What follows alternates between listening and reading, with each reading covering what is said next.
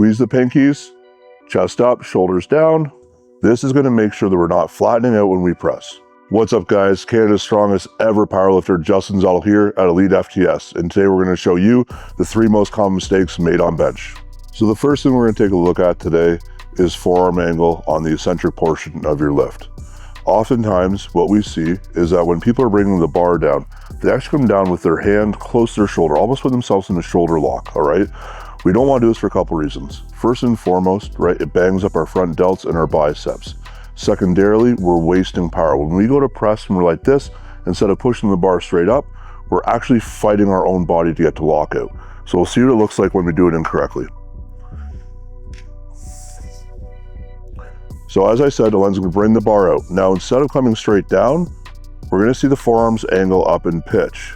When we see that forearm angle, we know immediately we're losing power on the press. So what we're gonna do is we're gonna fix it. So we're gonna come back up to the start. Right from the get-go, what we wanna make sure we're doing is we're squeezing our pinkies, and that we have our shoulders depressed down towards our glutes. This is gonna make sure that we're not flattening out when we press. So we're gonna start the descent. As you can see, we're keeping the vertical forearm. Pause. Right here, we have forearm straight up and straight down. We're not wasting any energy. And the way we got there was squeezing the pinky and also driving our elbows out, keeping that vertical forearm. So now when we finish the eccentric and we press, the bar is going to go straight up and back rather than wasting energy and wasting weight. So the second common thing we see on bench is flaring off the chest. Now, why do we do it? Well, truthfully, it's because it's easier. It's like yanking a deadlift off the floor. It's gonna be easier to your knees and then it's gonna suck. When you flare off the bench with a big flare, you're gonna get right up to 90 degrees and stop right there. So let's see how we can fix that. So first and foremost, let's take a look at what it looks like when you do it wrong. We're gonna see Len bring the bar down correctly.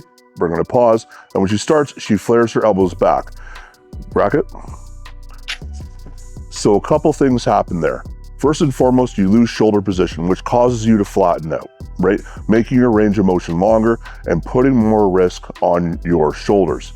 The second thing it does is it loses your lats. Say goodbye. So now it's just a delt and a tricep and pec exercise. So let's fix it. Let's bring the bar out.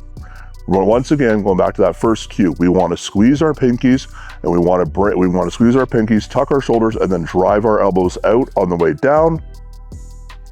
And when we go to press, we're not going to stop doing that, okay? We need to continue to squeeze the pinkies and pull our shoulders down.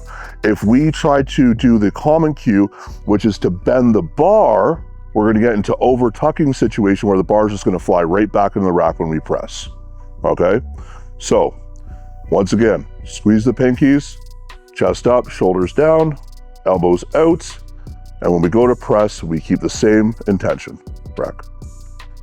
So the third and kind of final biggest one we see is also the most annoying red lights to get in competition. And that's when you're benching, you get the rep, you grind it out, and your butt comes off the bench. That one sucks, it's a heartbreaker, okay? So let's talk about it.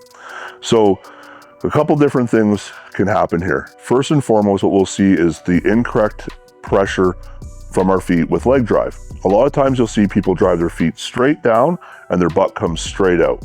What we would like to do is we would like to push our feet down and out on an angle, almost like we're trying to shove this bench into the wall behind us. So Ellen's gonna demonstrate what that looks like when it's done correctly.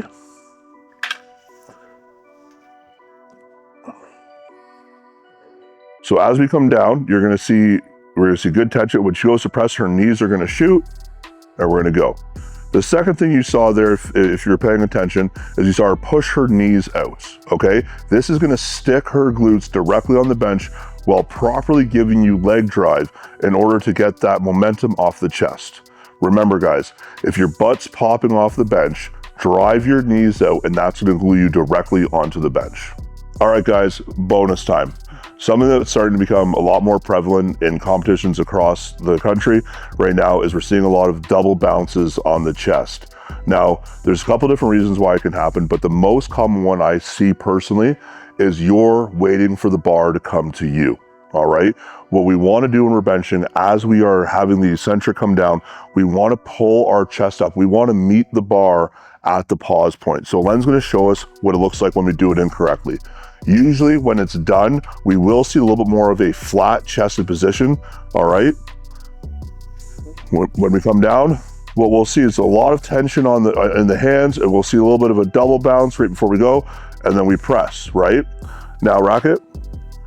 In full disclosure, in the moment, it's incredibly difficult for a ref to see it, but if you have a good refereeing crew around, you will get stapled for this. So what we've done is we've ensured with our clients that as they're coming down to the bar, whether they sink or whether it's a soft touch, it doesn't matter. They're pulling their sternum up to meet the bar in the hole. So as we come down, we see the raise as best we can.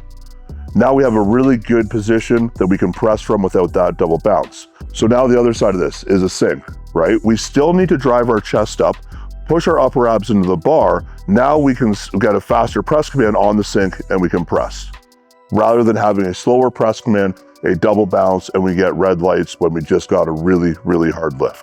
Guys, thanks so much for watching, and remember your 4 cues. Squeeze your pinkies, drive your elbows out, push the floor away from you, and pull your chest up to the bar, and hopefully this fixes your bench.